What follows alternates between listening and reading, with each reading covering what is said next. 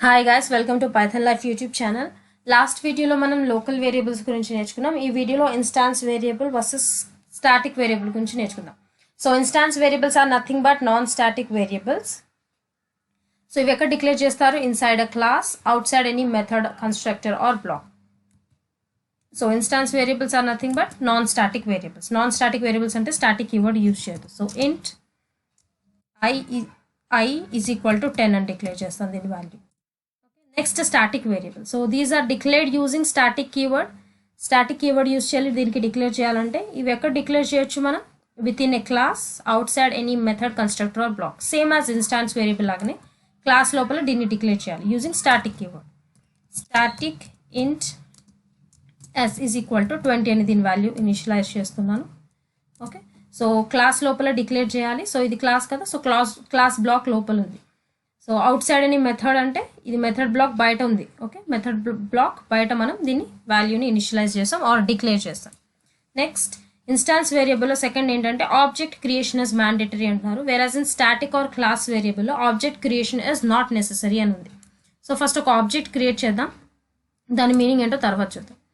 So how to create an object using the class name function f1 is equal to new function. Okay, this is how to create an object. Next point ఏంటి? Instance వేరియబుల్లో scope అంటే దీన్ని మనం ఎక్కడి వరకు access చేయొచ్చు అని.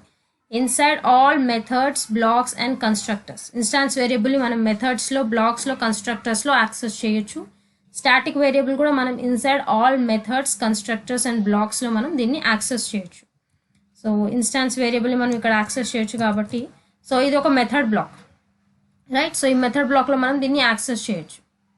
So ఈ మెథడ్ బ్లాక్లో నేను ఎలా యాక్సెస్ చేయగలమో లేదా అనేది ఇప్పుడు దీని వాల్యూ ప్రింట్ చేసి చూద్దాం. System dot out dot println. Okay, దీని వాల్యూ ఐ వాల్యూ ప్రింట్ చేస్తాం. ప్లస్ ఆపరేటర్ యూజ్ చేసి ఐ సెమికోలన్. ఓకే, ఇక్కడ చూసుకుంటే నాకు ఎర్రర్ అని చూపిస్తుంది. సో ఇప్పుడు నేను ఎగ్జిక్యూట్ చేసి చూపిస్తాను. నాకు ఐ వాల్యూ రాదు. ప్రొసీడ్. ఇక్కడ ఎర్రర్ చూసుకుంటే can not make a static reference to the non static field అని ఉంది. ఎందుకంటే ఇది నాన్ స్టాటిక్ మెథడ్ కదా. సో నాన్ స్టాటిక్ మెథడ్ ఒక ఇది స్టాటిక్ మెథడ్ కదా. సో ఒక స్టాటిక్ మెథడ్ ఒక నాన్ స్టాటిక్ వేరియబుల్ని కాల్ చేయలేదు. కాల్ చేయాలి అంటే మనం ఆబ్జెక్ట్స్ యూజ్ చేయాలి. ఓకే, సో అందుకని ఇక్కడ object creation is mandatory in instance variable అని ఉంది. ఓకే, సో మనం ఆబ్జెక్ట్ క్రియేట్ చేసినప్పుడు కూడా ఆబ్జెక్ట్ని మనం ఇక్కడ యూజ్ చేయలేదు. ఇక్కడ మనం ఆబ్జెక్ట్ క్రియేట్ చేసాం f1, బట్ మనం ఇక్కడ ప్రింట్ చేస్తున్నప్పుడు ఆ ఆబ్జెక్ట్ని యూజ్ చేయలేదు. సో ఇప్పుడు మనం f1 డాట్ అని ఆపరేటర్ యూజ్ చేస్తే, f1 డాట్ అని పెట్టి ఐ వాల్యూ ప్రింట్ చేస్తే మనకి ఇప్పుడు ఐ వాల్యూ ప్రింట్ అవుతుంది. చూస్తే ఇప్పుడు మనకి ఏమొచ్చింది? I value 10. Okay, so instance variable value మనకి ఎంత వచ్చింది? 10 అని ఇనిషియలైజ్ చేసాం కదా, మనకి 10 అని ప్రింట్ అయింది. సో దీన్ని బట్టి ఏమర్థమైందంటే ఇన్స్టాన్స్ వేరియబుల్కి ఆబ్జెక్ట్ క్రియేషన్ అనేది మ్యాండేటరీ అని అర్థం. నెక్స్ట్ నేను ఇప్పుడు స్టాటిక్ వేరియబుల్ని ప్రింట్ చేస్తాను. ఓకే, స్టాటిక్ వేరియబుల్ మనం ఏమని డిక్లేర్ చేస్తాం? వేరియబుల్ వాల్యూ ఏమి ఇచ్చాం? నేమ్ s అని ఇచ్చాం. సో ఇప్పుడు నేను దీన్ని ఎగ్జిక్యూట్ చేస్తే నాకు s వాల్యూ 20 రావాలి. Okay, instance variable value 10, static variable value 20 వచ్చింది. సో ఇక్కడ చూసుకుంటే ఈ రెండింటిని కంపేర్ చేస్తే దీనికి మనం ఆబ్జెక్ట్ యూజ్ చేసాం, బట్ వేరే స్టాటిక్ వేరియబుల్కి మనం ఆబ్జెక్ట్ యూజ్ చేయలేదు. So that is what the second definition means. Object creation is not necessary in static variable, whereas in instance variable object creation is mandatory అనమాట. Okay, next point. Instance వేరియబుల్లో initialization is not mandatory, it's default value is 0, false, null. Static వేరియబుల్లో చూసుకుంటే initialization is not mandatory, it's default value 0, false and null. Both are same. So initialization not mandatory అంటాం. So నేను ఇప్పుడు initialisation తీసేస్తే దీని value నేను remove చేస్తే, ఇప్పుడు దీని వాల్యూస్ నేను ప్రింట్ చేస్తే నాకు ఏం రావాలి? డిఫాల్ట్ వాల్యూ రావాలి, అంటే నల్ అని రావాలి. దీనికి డిఫాల్ట్ వాల్యూ ఉంటుంది అనమాట. ఆల్రెడీ డిఫాల్ట్ వాల్యూ దీనికి సెట్ చేసి ఉంటుంది. సో అందుకే నాకు 0, 0 వచ్చింది. సో ఇది ఇంట్ కాబట్టి నాకు 0 అని వచ్చింది. అదే నేను ఇక్కడ స్ట్రింగ్ తీసుకున్నాను అనుకోండి, అప్పుడు నాకు ఏం రావాలి?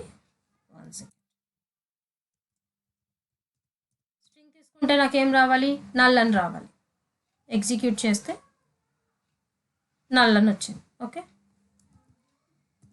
సో ఇనిషియలైజేషన్ అనేది నాట్ మ్యాండేటరీ అనమాట.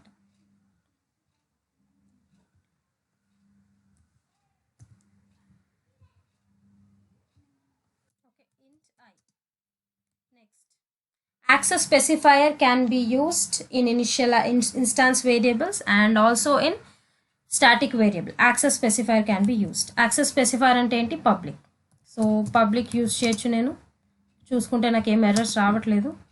పబ్లిక్ ఇక్కడ కూడా యూస్ చేసుకోవచ్చు. యాక్సెస్ స్పెసిఫైర్స్ని యూస్ చేసుకోవచ్చు. పబ్లిక్ స్టాటిక్ నేను ఎగ్జిక్యూట్ చేసినా నాకు మళ్ళీ అవే వాల్యూస్ వస్తుంది.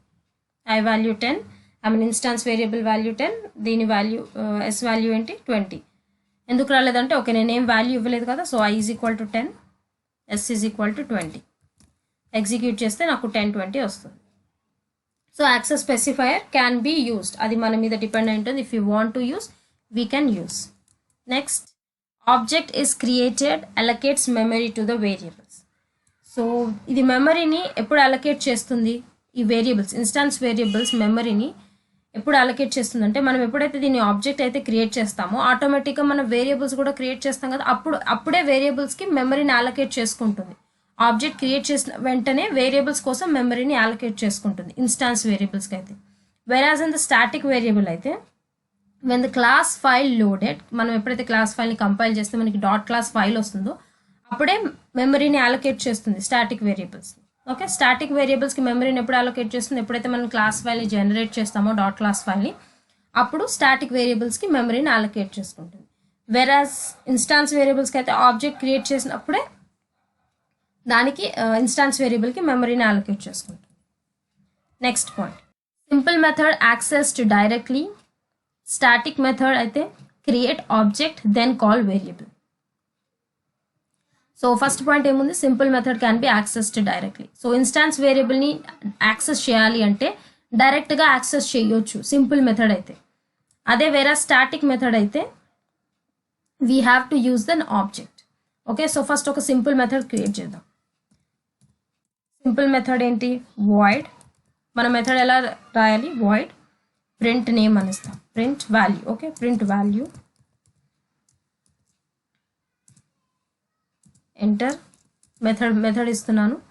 మెథడ్లో system dot out dot println, system dot out dot println. Okay, I have to print the value of i. ఈ ఫంక్షన్ పర్ఫామ్ చేయాలి అంటే నేను ఈ ఫంక్షన్ ఇక్కడ కాల్ చేయాలి, రైట్? సో ప్రింట్ వాల్యూ కదా, function name print value. I have to use an object here. ఎందుకంటే ఇది ఒక స్టాటిక్ వేరియబుల్, స్టాటిక్ మెథడ్ కాబట్టి. ఇది స్టాటిక్ అండ్ నేను క్రియేట్ చేసిన మెథడ్ నాన్ స్టాటిక్ మెథడ్ కాబట్టి I have to use an object. ఇప్పుడు ఈ ఫంక్షన్లో మెయిన్ ఫంక్షన్లో వచ్చిన తర్వాత ఈ ఫంక్షన్ని కాల్ చేస్తుంది. ఎప్పుడైతే ఫంక్షన్ని కాల్ చేస్తుందో ఆ ఫంక్షన్ వెళ్ళి చెక్ చేసుకుంటుంది ఆ ఫంక్షన్ని. ఆ ఫంక్షన్ ఇక్కడ ఉంది. ఓకే, సో ఈ ఫంక్షన్ ఇప్పుడు ప్రింట్ అవ్వాలి. సో ఇక్కడ చూసుకుంటే ఇన్స్టాన్స్ వేరియబుల్కి మనం ఇక్కడ ఆబ్జెక్ట్ని క్రియేట్ చేయలేదు, ఇక్కడ ఆబ్జెక్ట్ లేకుండానే మనం ప్రింట్ చేస్తున్నాం. వేరాజ్ ఈ మెథడ్లో చూస్తే f1.i అంటే ఆబ్జెక్ట్ డాట్ ఐ అని ఇచ్చాం. అదే ఇక్కడ చూసుకుంటే డైరెక్ట్ ఐనే ప్రింట్ చేస్తున్నాం. సో ఇప్పుడు ఎగ్జిక్యూట్ చేస్తే మనకి దీని వాల్యూ కూడా రావాలి 10, 20, 10. ఓకే, సో దీని వాల్యూ 10, దీని వాల్యూ 20 అండ్ దీని వాల్యూ 10 అని ప్రింట్ చేసింది. సో సింపుల్ మెథడ్ అంటే in the sense non static method. So non simple మెథడ్కి మనం డైరెక్ట్గా యాక్సెస్ చేయొచ్చు, ఇన్స్టాన్స్ వేరియబుల్ని డైరెక్ట్గా యాక్సెస్ చేయొచ్చు. వేరాజ్ స్టాటిక్ మెథడ్స్కి అయితే we have to use object. Create object then call the variable. Okay, so object create చేసాం కదా, ఇక్కడ ఆబ్జెక్ట్ క్రియేట్ చేసిన తర్వాత అప్పుడు వేరియబుల్ని కాల్ చేయాలి, ఇన్స్టాన్స్ వేరియబుల్ని అప్పుడు కాల్ చేయాలి. This is about instance variable. Next, static variable. This can be called directly or it can be called using class name or using reference variable. So statics variable ni 3 types గా మనం access చేయొచ్చు. డైరెక్ట్గా కూడా దీని వాల్యూని print చేయొచ్చు using class name or reference variable. So how to access it directly? System dot out dot println s అని ఇచ్చాం. సో దీని వాల్యూని మనం డైరెక్ట్గా యాక్సెస్ చేస్తాం. దీనికి ఏం ఆబ్జెక్ట్స్ ఇవ్వట్లేదు, క్లాస్ నేమ్ ఇవ్వట్లేదు. ఇది వన్ టైప్. సెకండ్ టైప్ ఏంటి? By using class name.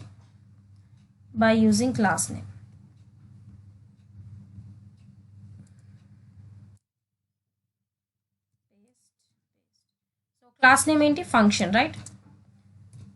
Function dot s. Then third way ఏంటి using reference variable. Reference variable అంటే ఏంటి f1 is a reference variable, ఎందుకంటే అది ఆబ్జెక్ట్ని రిఫర్ చేస్తుంది కాబట్టి. So f1 dot yes. Okay, so ఒక static వేరియబుల్ని 3 వేస్లో యాక్సెస్ చేయొచ్చు, using directly, using the class name are using the reference variable.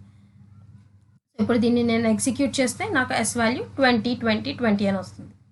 Okay, this is how you access a static variable. Now let's see the main difference between static variable and instance variable.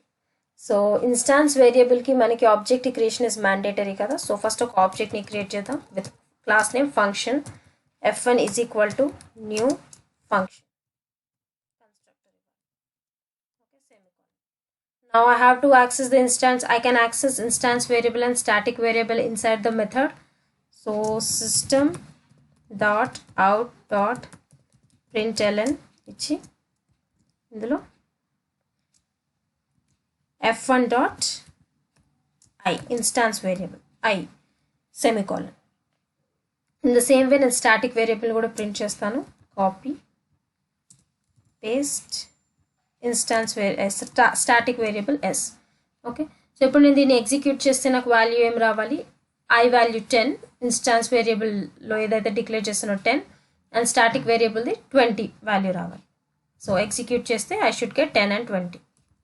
దీన్ని 10 దీన్ని 20. Okay, I got the output as 10 and 20. 10 and 20.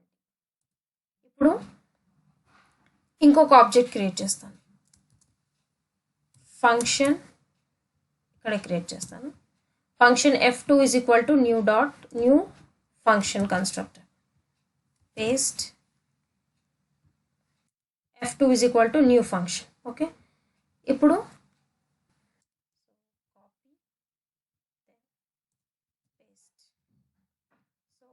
f2 dot i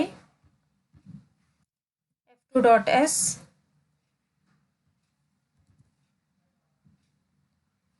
okay, ఈ ప్లేస్లో కొంచెం differentiate చేయడానికి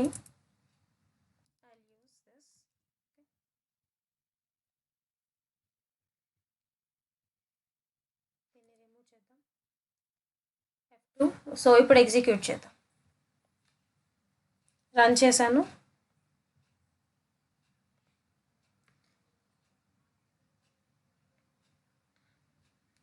ఇప్పుడు second object create చేసినప్పుడు కూడా నాకు వాల్యూ ఏమొచ్చింది, సేమ్ 10 వచ్చింది, ఇక్కడ వాల్యూ 20 అని వచ్చింది.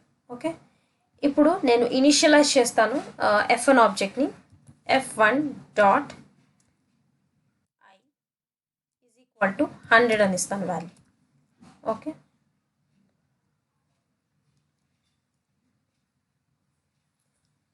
ఇప్పుడు నేను f1 వాల్యూని ప్రింట్ చేస్తాను. Copy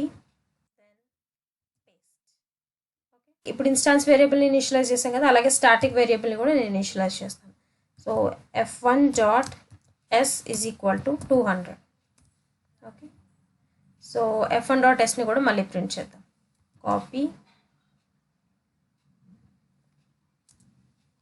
paste f1 dot s. So ఇప్పుడు ఎగ్జిక్యూట్ చేద్దాం, వాల్యూస్ని చూద్దాం ఏం వచ్చిందో మనకు అవుట్పుట్లో. సో ఈ లైన్ తర్వాత చూసుకుంటే ఫస్ట్ నాకు f1 డాట్ i వాల్యూ ఏమొచ్చింది, 100 అని వచ్చింది, ఎందుకంటే మనం ఫస్ట్ ఆబ్జెక్ట్ని 100తో ఇనిషియలైజ్ చేసాం. f2 వాల్యూ మనకి 10 వచ్చింది. Second object instance variable value మనకి 10 వచ్చింది. వేరే స్టాటిక్ వేరియబుల్ చూసుకుంటే 200, ఇక్కడ కూడా 200, అంటే బోత్ ఆబ్జెక్ట్స్కి సేమ్ వచ్చింది, ఎందుకంటే ఇక్కడ మనం స్టాటిక్ వేరియబుల్ని 200తో ఇనిషియలైజ్ చేసాం కదా. సో మనకి ఇక్కడ 200 ఇనిషియలైజ్ వాల్యూ సేమ్ వచ్చింది. సో ఇప్పుడు ఇన్స్టాన్స్ వేరియబుల్ని స్టాటిక్ వేరియబుల్ని కంపేర్ చేసి చూస్తే ఫస్ట్ ఆబ్జెక్ట్కి 100, సెకండ్ ఆబ్జెక్ట్కి 10, అంటే డిఫరెంట్ వచ్చింది. ఇనిషియలైజ్ చేసిన ఫస్ట్ ఆబ్జెక్ట్కి 100 వచ్చింది, సెకండ్ ఆబ్జెక్ట్కి మాత్రం 10 వచ్చింది. వేరే స్టాటిక్ వేరియబుల్ చూసుకుంటే నేను ఓన్లీ f1కే ఇనిషియలైజ్ చేశాను, బట్ f2కి కూడా నాకు 200 తీసుకుంది. This is the main difference between instance and static variable. Instance variable ఏంటంటే మనం ఎప్పుడైతే ఆబ్జెక్ట్స్ క్రియేట్ చేస్తామో, ఎన్ని ఆబ్జెక్ట్స్ క్రియేట్ చేస్తే అన్ని ఆబ్జెక్ట్స్కి మెమరీ అలొకేట్ చేసుకొని దానిలో వేరియబుల్స్ని సపరేట్గా స్టోర్ చేసుకుంటుంది. ఇక్కడ ఒక ఐ వాల్యూని ఇనిషియలైజ్ చేసుకుంటుంది, స్టోర్ చేసుకుంటుంది, ఇక్కడ ఐ వాల్యూని స్టోర్ చేసుకుంటుంది. అంటే ఆబ్జెక్ట్ 1కి సపరేట్గా స్టోర్ చేసుకుంటుంది, ఆబ్జెక్ట్ 2కి సపరేట్గా స్టోర్ చేసుకుంటుంది. సో ఇప్పుడు నేను F1 వాల్యూ ఎంత ఇచ్చాను, F1 డాట్ ఐ వాల్యూ ఎంత ఇచ్చాను, 100 అని ఇనిషియలైజ్ చేశాను. సో 100 అని ఇనిషియలైజ్ చేయగానే నాకు ఆబ్జెక్ట్ 1కి ఇక్కడ 100 తీసుకుంటుంది. వెరాజ్ F2కి నేను ఏం ఇనిషియలైజ్ చేయలేదు కాబట్టి F2ది ఇదేంటి, ఇది I ఈజ్ ఈక్వల్ టు 10 అని ఇచ్చాను కదా, ఈ వాల్యూ తీసుకుంటుంది. ఎందుకంటే ఇందాక మనం F1 dot instance variable print చేసినప్పుడు మనకి 10 తీసుకుంది, అంటే ఏ ఆబ్జెక్ట్కి ఇది 10 తీసుకుంటుంది. ఇప్పుడు ఇక్కడ నేను ఎన్ని ఆబ్జెక్ట్స్ క్రియేట్ చేసినా నాకు F2 వాల్యూ కూడా అదే వస్తుంది. ఫర్ ఎగ్జాంపుల్ సేమ్ ఇక్కడ నేను మళ్ళీ F2కి కూడా ప్రింట్ చేస్తాను, F2 డాట్ ఐ. ఇక్కడ ప్రింట్ చేస్తే నాకు ఇక్కడ కూడా వాల్యూ 10 వస్తుంది. ఎగ్జిక్యూట్ చేస్తే ఇక్కడ చూసుకుంటే 10 వచ్చింది, ఇక్కడ 10, ఇక్కడ 10. ఎందుకంటే ఇక్కడ ఇది కామన్ ఇన్స్టాన్స్ వేరియబుల్ అనమాట. ఈ ఇన్స్టాన్స్ వేరియబుల్ బోత్ ఆబ్జెక్ట్స్ తీసుకుంది. అంటే 2 ఆబ్జెక్ట్స్ క్రియేట్ చేసుకొని ఈ 10 వాల్యూని దీనిలో స్టోర్ చేసింది సపరేట్గా, ఈ ఆబ్జెక్ట్ 2కి కూడా సపరేట్గా స్టోర్ చేసింది. నేను ఎప్పుడైతే F1 వాల్యూని ఇనిషియలైజ్ చేశానో, F1 value F1 dot I is equal to 100 అని ఇనిషియలైజ్ చేయగానే అది ఏం చేస్తుందంటే ఇక్కడ ఉన్న 10 వాల్యూని రిమూవ్ చేసి 100ని స్టోర్ చేసుకుంటుంది. అండ్ వేరాజ్ F2లో మనం ఏం ఇనిషియలైజ్ చేయలేదు కదా, సో మళ్ళీ ఇక్కడికి వచ్చి F2 వాల్యూ ఇక్కడ ఏంటి 10 అని ఉంది కదా, సో F2 డాట్ ఐలో ఇక్కడ 10 అని స్టోర్ చేసుకుంటుంది. సో ఇక్కడ 100 అని ప్రింట్ చేస్తుంది, ఇక్కడ 10 అని ప్రింట్ చేస్తుంది. వేరాజ్ స్టాటిక్ వేరియబుల్లో చూసుకుంటే సేమ్ వాల్యూ ప్రింట్ అవుతుంది. సో ఫస్ట్ మనం స్టాటిక్ వేరియబుల్ ఏమి ఇచ్చాం, స్టాటిక్ వేరియబుల్కి వాల్యూ ఎంత ఇచ్చాం, ఎంత ఇనిషియలైజ్ చేసాం, 20 అని ఇనిషియలైజ్ చేసాం. సో 20 అని ఇనిషియలైజ్ చేసినప్పుడు మనం ఏ ఆబ్జెక్ట్ తీసుకున్నా 20 అనే ప్రింట్ అవుతుంది. సో ఇప్పుడు నేను ఇక్కడ F1 డాట్ ఎస్ కదా, సో F2 డాట్ ఎస్ అని ప్రింట్ చేస్తాను, పేస్ట్. సో సెకండ్ ఆబ్జెక్ట్కి నేను డాట్ ఎస్ ప్రింట్ చేస్తే నాకు ఇక్కడ కూడా వాల్యూ 20 రావాలి. ఎందుకంటే ఇవి రెండు ఒకటే వాల్యూ ఉంది కాబట్టి ఈ రెండింటిని షేర్ చేసుకుంటుంది. ఎన్ని ఆబ్జెక్ట్స్ క్రియేట్ చేసినా అన్ని ఆబ్జెక్ట్కి అది షేర్ చేసుకుంటుంది. సో ఇక్కడ చూసుకుంటే ఇందాక 10 ఇన్స్టాన్స్ వేరియబుల్ కదా, సో స్టాటిక్ది 20 వచ్చింది. బట్ ఎప్పుడైతే మనం ఇనిషియలైజ్ చేసామో F1 డాట్ ఎస్ వాల్యూని 200 అని పర్టికులర్గా ఆబ్జెక్ట్ 1కి మనం 200 అని ఇచ్చిన తర్వాత కూడా స్టాటిక్ వేరియబుల్ ఏం చేస్తుందంటే సెకండ్ ఆబ్జెక్ట్కి కూడా 200 తీసుకుంటుంది. స్టాటిక్ వేరియబుల్ ఏంటంటే మనం ఫస్ట్ ఇప్పుడు 20 పెట్టాం, 20 వాల్యూతో ఇనిషియలైజ్ చేసాం, సో అది 20ని తీసుకుంటుంది. ఎప్పుడైతే మనం F1 డాట్ ఎస్ 200 వాల్యూని స్టోర్ చేసామో ఆ 20ని రిమూవ్ చేసి ఈ ప్లేస్లో 200 తీసుకుంటుంది. సపోజ్ ఇక్కడ మనం ఇక్కడ మనం F1 dot yes is equal to 300 తీసుకున్నాం. అప్పుడు ఏం చేస్తుంది, ఈ 200 ప్లేస్లో ఈ 200 ఏదైతే అలొకేట్ చేసిందో ఆ మెమరీని రిమూవ్ చేసి ఇక్కడ 300ని తీసుకుంటుంది. సో ఇప్పుడు నేను ఎగ్జిక్యూట్ చేస్తే నాకు రెండిటి వాల్యూ 300 అనే వస్తుంది, 300 and 300. సో స్టాటిక్ వేరియబుల్ ఏం చేస్తుందంటే మెమరీని ఎన్ని ఆబ్జెక్ట్స్ ఉన్నాయో అన్ని ఆబ్జెక్ట్స్కి షేర్ చేస్తుంది. ఇక్కడ మోర్ దెన్ 3 ఆబ్జెక్ట్స్, 2 ఆబ్జెక్ట్స్ ఉన్నా 5 ఎన్ నెంబర్ ఆఫ్ ఆబ్జెక్ట్స్ ఉన్నా స్టాటిక్ వేరియబుల్లో ఉన్న వాల్యూ అన్ని ఆబ్జెక్ట్స్కి షేర్ చేస్తుంది. వేరాజ్ ఇన్ ఇన్స్టాన్స్ వేరియబుల్ అది ప్రతి ఒక్క ఆబ్జెక్ట్కి మెమరీని అలొకేట్ చేసి ఆ వాల్యూస్ని ప్రతి ఒక్క ఆబ్జెక్ట్లో డిఫరెంట్గా స్టోర్ చేస్తుంది. ఇది ఇన్స్టాన్స్ అండ్ స్టాటిక్ వేరియబుల్కి ఉన్న డిఫరెన్స్. అండ్ ఇంకొకటి చూసుకుంటే స్టాటిక్ వేరియబుల్కి ఆబ్జెక్ట్స్ అనేది ఇట్స్ నాట్ నెసెసరీ. ఇక్కడ మనం చదువుకున్నాం object creation is not necessary for static variable. Without creating an object also we can call the static variable. So నేను ఇక్కడ F రిమూవ్ చేసినా కూడా నాకు స్టాటిక్ వేరియబుల్ ప్రింట్ అవుతుంది. అందుకనే స్టాటిక్ వేరియబుల్ అనేది కామన్ మెమరీని అలొకేట్ చేస్తుంది, అది నువ్వు ఎన్ని ఆబ్జెక్ట్స్ క్రియేట్ చేయు. ఎందుకంటే స్టాటిక్ వేరియబుల్కి ఆబ్జెక్ట్స్తో సంబంధం లేదు. Without objects we can access static variable. మనం ఎగ్జిక్యూట్ చేసినా మనకి సేమ్ అదే వాల్యూ 300